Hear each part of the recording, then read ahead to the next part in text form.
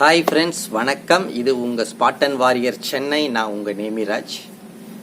இன்னைக்கு நம்ம எதை பற்றின வீடியோ பார்க்க போகிறோம், எந்த ஒரு மருத்துவத்தை பற்றி பார்க்க போகிறோம், எந்த மெடிசனை பற்றி பார்க்க போகிறோம்னு பார்த்தீங்கன்னா,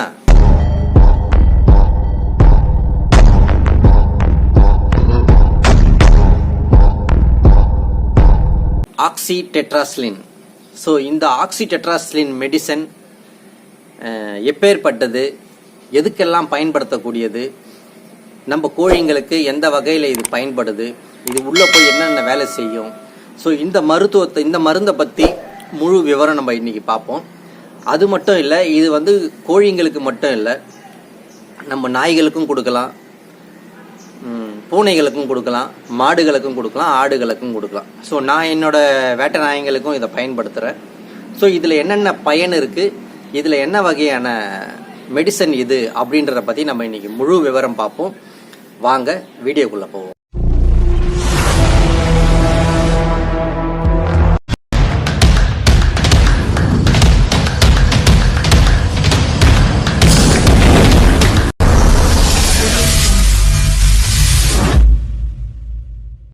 பொதுவாக பார்த்தீங்கன்னா இந்த ஆக்சிடெட்ராசிலின் ஒரு பாட்டில், கிரீன் கலர் பாட்டில், இந்த மெடிசன் பார்த்தீங்கன்னா முழுக்க அதாவது கோழி இந்த மாதிரி கால்நடைகளை வளர்க்குறவங்களுக்கு ரொம்ப ஒரு அருமருந்து.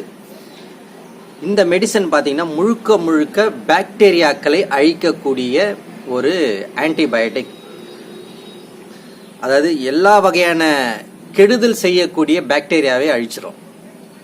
இந்த மெடிசனில் பார்த்தீங்கன்னா என்ன வகையான பாக்டீரியாலாம் இருக்குது, அதாவது ஒரு பாக்டீரியாவால் உருவாகக்கூடிய தொற்று நோய் பார்த்தீங்கன்னா நிறைய இருக்குது.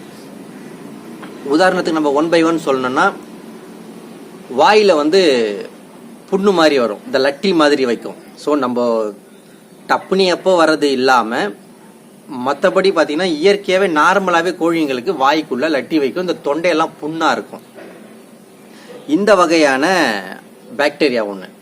ரெண்டாவது பார்த்தீங்கன்னா மார்பகம். இந்த மார்பகம் பார்த்தீங்கன்னா அப்படியே எப்படி சொல்கிறது, சுக்கா மாதிரியே ஆகிக்கிட்டு இருக்கும். இந்த மாரில் சில பாக்டீரியாக்கள் நுண்ணுயிர்கள் என்ன பண்ணோம்னா சாப்பிட்டுக்கிட்டே வரும். இது ஒரு வகையான கிட்டத்தட்ட ஒரு கேன்சர் மாதிரி தான். இந்த பாக்டீரியா வளர வளர மாரில் இருக்கக்கூடிய சதைகளை சாப்பிட்டுக்கிட்டு வரும்.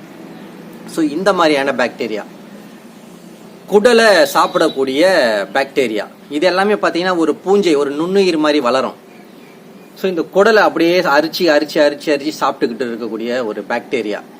இதனால சுக்கா வியாதி வரும். இந்த குடலை அரிச்சு சாப்பிட்டுட்டாலே சாப்பிட ஆரம்பிக்காது, சாப்பிட பிடிக்காது, வாயை திறந்துக்கிட்டே இருக்கும், ப்ளஸ் தண்ணி குடிச்சுக்கிட்டே இருக்கும். ஏன்னா குடல்ல ஒரு வகையான எரிச்சல் இருக்கும் வயிறு ஃபுல்லாகவே.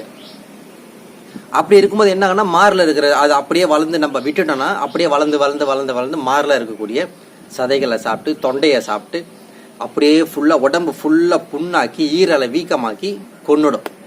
இதை தான் நம்ம சுக்கான்னு சொல்லுவோம். இது ஒரு வகையான வியாதி. பொதுவாகவே நம்ம சேவல் கோழிங்க அப்படியே உடம்பு இழைச்சிக்கிட்டே போயிட்டு செத்து போயிட்டாலும் நம்ம சுக்கான்னு தான் சொல்லுவோம். ஸோ அது எப்படி உருவாகுதுன்றது இதுதான். ரெண்டாவது பார்த்தீங்கன்னா, இந்த சுவாச குழாய் ஃபுல்லாகவே அரிச்சு மூச்சு விட முடியாது. மேலே தலையை தூக்கி பார்த்தீங்கன்னா வாயால் மூச்சு விடும். இந்த மாதிரியான அறிகுறி. இதுக்கு எல்லாத்துக்குமே பார்த்தீங்கன்னா ஒரு பாக்டீரியா தான் காரணம். இந்த பாக்டீரியா கெடுதலை உருவாக்கக்கூடிய பாக்டீரியா. இது பார்த்தீங்கன்னா இயற்கையாகவே உடலில் உற்பத்தி ஆகும்.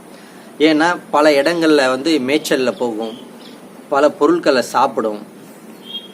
அப்படின்னும் போது எல்லாமே நல்ல பொருளாக இருக்காது. ஒரு சிலது பார்த்தீங்கன்னா உடலுக்கு தீங்கு விளைவிக்கக்கூடிய ஒரு நுண்ணுயிர்களே, பூஞ்சைகளை உருவாக்கும் போது என்ன ஆகுனா, பொதுவாக பார்த்தீங்கன்னா எந்த ஒரு விலங்கினமாக இருக்கட்டும், பறவையினாக இருக்கட்டும், மனிதர்களாக இருக்கட்டும், சாப்பிட்ற உணவு வெளியில் வந்துடணும் மோஷனாக. ஸோ அந்த ஒரு ப்ராசஸ் கரெக்டாக நடக்கலை அப்படின்னும் போது குடலில் அந்த மலம் தங்கிடும். தங்குச்சுன்னா என்ன ஆகுனா கெட்டு போகும். கெட்டு போகும்போது என்ன ஆகுன்னு பார்த்தீங்கன்னா, உள்ளுக்குள்ளே சில பூஞ்சைகளை உருவாக்கிடும், நுண்ணுயிர்களை உருவாக்கிடும்.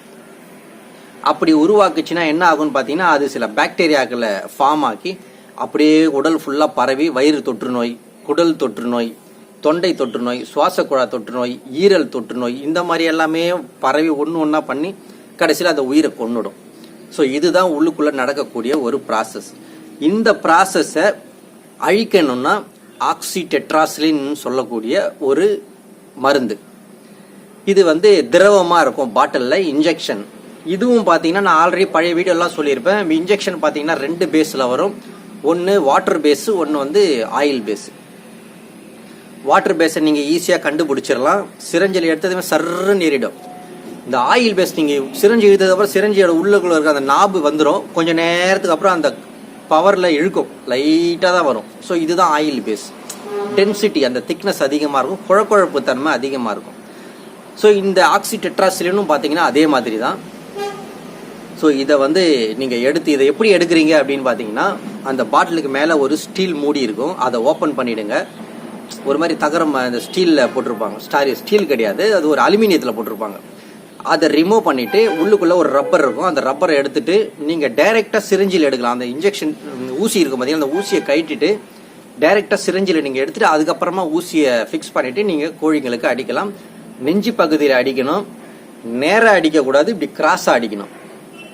நல்லா தெரிஞ்சுக்கோங்க. அப்படியே நீங்கள் நேராக அடிக்கணும்னா கூட கரெக்டாக இந்த விரல் யூஸ் பண்ணிக்கோங்க. சிரஞ்சி இந்த விரலை தாண்டி ஒரு 1/2 இன்ச்சு வெளியே இருக்கணும். இந்த அளவு வச்சுட்டு சேவல் கோழி அடிக்கும் போதே உடம்போட கையோட அந்த கை பட்ட உடனே நீங்கள் சிரஞ்சி அழுத்த ஆரம்பிச்சிடணும். ஏன்னா அப்போ தான் பார்த்தீங்கன்னா ரொம்ப உள்ளுக்குள்ளே அந்த ஊசி போய் உள்ளுக்குள்ளே இருக்கக்கூடிய ஸ்பேர் பேட்ஸை டேமேஜ் பண்ணாது. ஸோ இந்த மாதிரி தான் அடிக்கணும். அடிக்க தெரியாதவங்க இந்த மாதிரி இப்போ நான் சொல்கிற மாதிரி அடிங்க. இப்போ என்கிட்ட ஊசி இல்லை, அதனால் நான் உங்களுக்கு செஞ்சு காட்ட முடியல. ஸோ நீங்கள் ஊசியை பிடிக்கும் போதே உங்கள் விரல்லேருந்து கொஞ்சம் ஒரு 1/2 இன்ச்சு நீடில் வெளியே இருக்கிற மாதிரி வச்சு அடிங்க. உங்கள் கை உடலில் பட்டது உடனே நீங்கள் ப்ரெஸ் பண்ணிவிடுங்க. ஒரு நல்ல வளர்ந்த கோழிக்கு 1 ml, கூவுன கோழிங்களுக்கு சேவல்களுக்கு, கூவுன சேவல்களுக்கு முட்டை வந்த கோழிங்களுக்கு ஆல்ரெடி நான் நிறைய வீடியோவில் சொல்லியிருப்பேன், 1 ml. அதுக்கு கீழே இருக்கக்கூடிய விடைகள், சின்ன விடைகளுக்கெல்லாம் பார்த்தீங்கன்னா நீங்கள் 1/2 ml அடித்தா போதும், 0.5. சரி, இதே வந்து இளம் குஞ்சுங்களுக்கு இருக்குன்னா இளம் குஞ்சுங்களுக்கு இதை பயன்படுத்த தேவையில்லை. ஏன்னா இது பார்த்தீங்கன்னா ஆயில் பேஸும் சீக்கிரமாக உடலில் கலக்கிறதுக்கு ரொம்ப லேட்டாகும், ரத்தத்தில் கலக்க லேட்டாகும். ஸோ அதனால் இளம் குஞ்சுங்களுக்கு அடிக்கணும்னா அதுக்கு வேற ஒரு மருந்து இருக்குது, அதை நான் அடுத்த வீடியோவில் சொல்கிறேன். ஸோ இந்த மாதிரி நுண்ணுயிர்களை உருவாக்கக்கூடிய, பூஞ்சைகளை உருவாக்கக்கூடிய, பாக்டீரியாக்களை உருவாக்கக்கூடிய இந்த ஒரு ப்ராசஸை அழிக்கணும்னா ஆக்சி டெட்ராசிலின் சொல்லக்கூடிய ஒரு ஆன்டிபயோட்டிக், பாக்டீரியாக்களை எதிர்கொண்டு அழிச்சு கொள்ளக்கூடிய ஒரு அருமருந்து. இதை வந்து கால்நடைகளை வளர்க்கக்கூடிய எல்லாருமே பயன்படுத்தல தாராளமாக.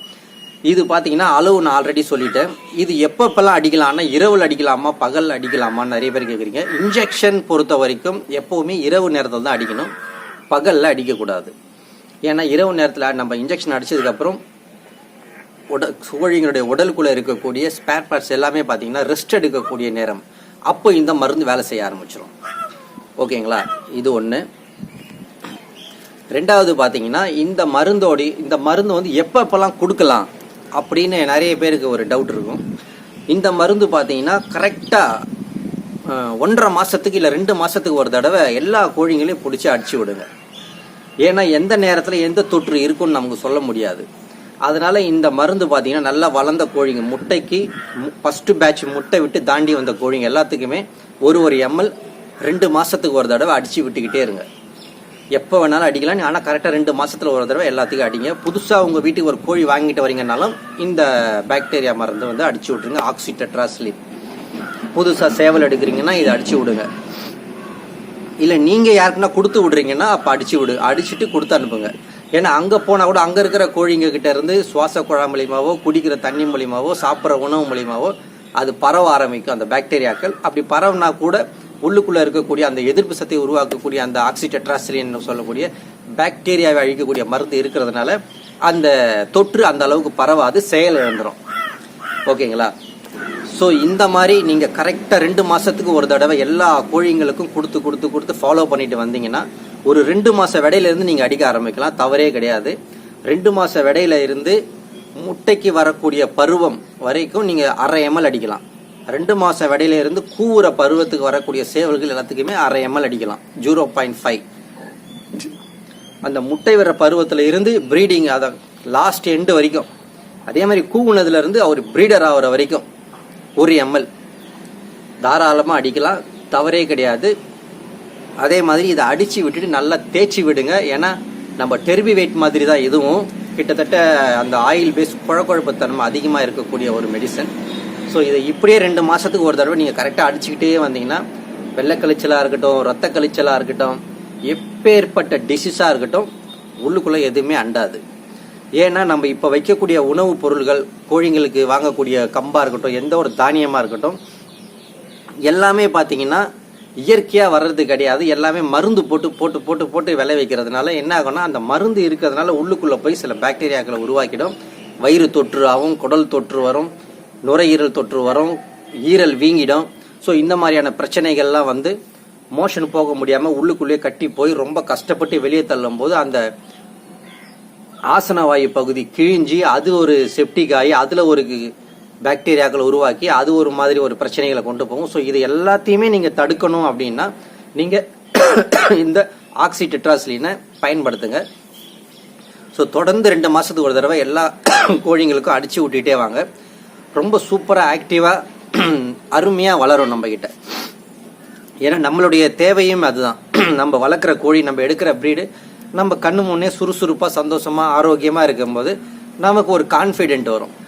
என்னடா எப்போ பார்த்தாலும் நம்ம கோழிங்க வந்து உறங்கிக்கிட்டே இருக்குது, என்ன தான் இற வைக்கிறோம், என்ன நல்லா தான் பார்த்துக்கிறோம், சுடு தண்ணி தான் வைக்கிறோம், அப்படியெல்லாம் இருக்கும்போது இந்த மாதிரியான இறந்து போகுது, எப்போ பார்த்தாலும் சோர்ந்து நிற்குது, உறங்குதுன்னும் போது கொஞ்சம் மன உளைச்சலை உருவாக்கி மைண்டுக்குள்ளே ஒரு எப்படி சொல்கிறது, ஒரு கான்ஃபிடென்ட் கொடுக்காது. இதெல்லாம் நம்மளால் வளர்க்க முடியாது போலக்குதுன்ற ஒரு கட்டாயத்தில் நம்மளை தள்ளிடும். ஸோ இந்த மாதிரி நீங்கள் கரெக்டான மெடிசன், எல்லா மெடிசனும் கொடுக்கறத விட கரெக்டான மெடிசன் கொடுங்க. கரெக்டான ஆளை தொடர்பு கொள்ளுங்க. கரெக்டான மெடிசனை கொடுத்து ஃபாலோ பண்ணிங்கன்னா நீங்கள் எந்த ஒரு குரூப்பாக இருக்கட்டும் போயிட்டு அண்ணா என் கோழிக்கு இப்படி ஆயிடுச்சு அப்படி ஆயிடுச்சு சொல்கிற கேட்கறது கம்மியாயிடும். நீங்கள் மெடிசன் வாயை திறந்து யாருமே கேட்க தேவையில்லை. ஏன்னா கரெக்டாக அதுக்கான அந்த போட்டு வைக்கக்கூடிய பொருட்கள்லாம் கரெக்டாக போட்டு வச்சுட்டிங்கன்னா நீங்கள் எதுக்கு அடுத்தடுத்து வியாதியும் வராது, நீங்கள் அப்புறம் மெடிசனை தேடி ஓட தேவையில்லை. ஸோ தடுப்பு மருந்து, இந்த மாதிரி முன்னெச்சரிக்கையாக கொடுக்கக்கூடிய ஆன்டிபயோட்டிக், தடுப்பூசிகள் இதெல்லாம் கரெக்டாக போட்டுட்டு வந்துட்டிங்கன்னா உங்களுக்கு எல்லாமே நல்லபடியாக சக்ஸஸ்ஃபுல்லாக அமையும். ஸோ வீடியோ உங்கள் எல்லாருக்குமே பிடிச்சிருக்கும்னு நினைக்கிறேன். நான் சொன்ன மெடிசனும் அதோட மெத்தடும் உங்களுக்கு புரிஞ்சிருக்கும்னு நினைக்கிறேன். அடுத்து ஒரு பயனுள்ள வீடியோவில் பார்ப்போம். நன்றி, வணக்கம்.